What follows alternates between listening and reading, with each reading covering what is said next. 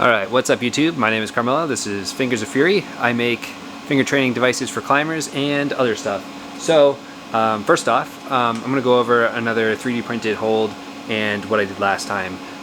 So, when I left off the other video, the machine had kind of broke itself. I bent the metal piece back. It should be okay. I'll test it out today. I've got to repost the programs to run the Fifth Element. So the Fifth Element is here. And it came out really good. I've got to wash this and media blast it, and then that'll be all set. I'm going to go over now is last night I modeled up this hold here. It's nothing special as far as looks go. It's like a loft in the center here, and then I just offset the plane on either side and change the dimensions. So it's a little bit of a three-dimensional look to it. But anyways, the whole point of this hold is I want to start doing jugs. Jugs are a little bit difficult to 3D print because they end up, the point at which you pull on it ends up so far from where you're attaching it to the wall. And if you print it like this with the layer lines stacked up like this, it's a lot of force to put and peel those layer lines off. So what I do is I print it like this, so the layer lines go like this, so it should have a lot more strength because you're not pulling the layer lines in half. But what happens there is you end up with these pretty flat sides. So I did it basically to, if you 3D print a radius right on the build plate or even on the top, you can always see these really high step over of the lines. So it's really obvious. So I did a large chamfer on there and then did a big radius on it. So it's still flat, but it's not so bad. It's not such that if you were to clonk your leg or your arm up against it, you'd cut yourself open on it or anything. So again, not too obvious.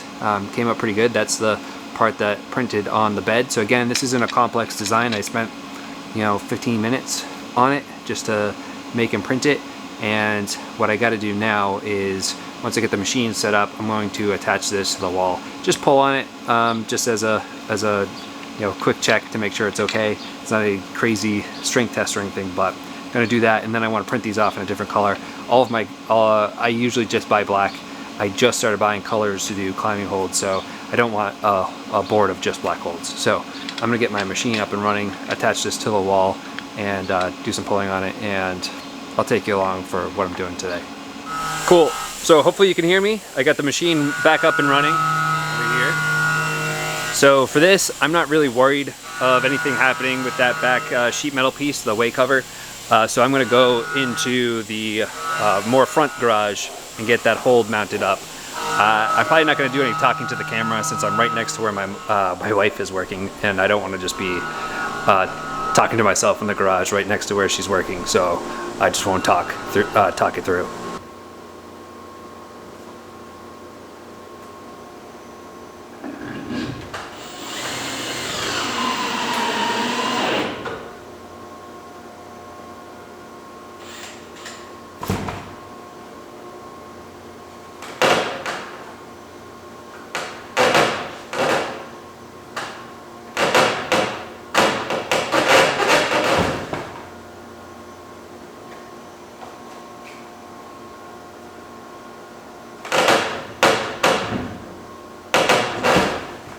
Alright, so that worked fine. What I got to do next is fix my 3D printer. I want to do, like I said, a different color, so there's something I got to fix on that I'll do now.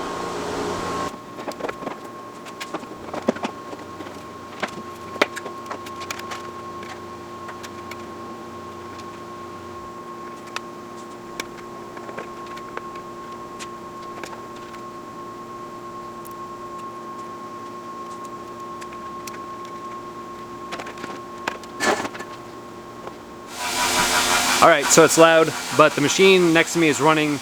I just ran it again and checked to make sure nothing crashes into that sheet metal piece, and it doesn't, which on my last video I kind of pointed out that it gets close, but it always got close when I ran it before, so I'm not sure what happened there.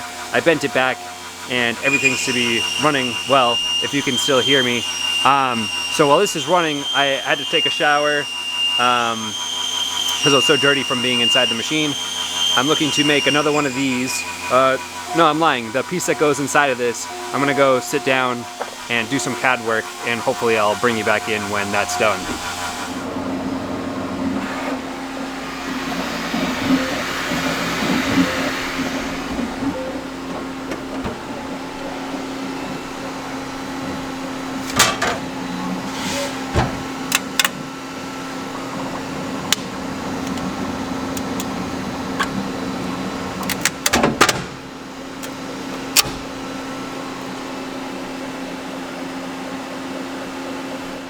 Cool, so I redesigned that insert there.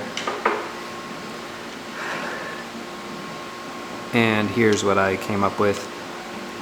There is a little angled piece here, which actually matches up with an angle on the inside of the grip that goes over it, and what that does is help it guide you into these little holes here so you're not having to eyeball it in.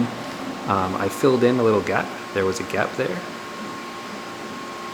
And that just filled in with plastic now, so it's got a little wing on it. Then it just didn't look right as squared off to me. I messed with some different things as far as this is just an aesthetic thing, but I matched the radius here. I can't do it co-radial, which I think would have looked cool, but this is what I came up with. So it does help snap it on, it does look better, and so this is what I'm gonna go with. I've got some little nubs, let's call them there. They were supposed to make it feel tight in here. This is ultimately going to get glued, but I'd like for it to be maybe a little bit bigger than the slot here, so I'll just tap it in and the glue will hold it, but that'll just be something that helps me align it before I glue it in there. So that's that. I don't know if I'm going to have any other videos for today. The machine is running Fifth Elements, and so running production isn't that interesting. Maybe I'll do some media blasting on camera or something like that, but other than that, I like doing these videos like this because it kind of gives me the motivation to keep doing it. If I said I was about to do something in the video, I feel like I gotta finish it, so it makes me a little bit more efficient. So I'm gonna try and keep this up at least for the next week or so before I go back to full-time work. So thanks.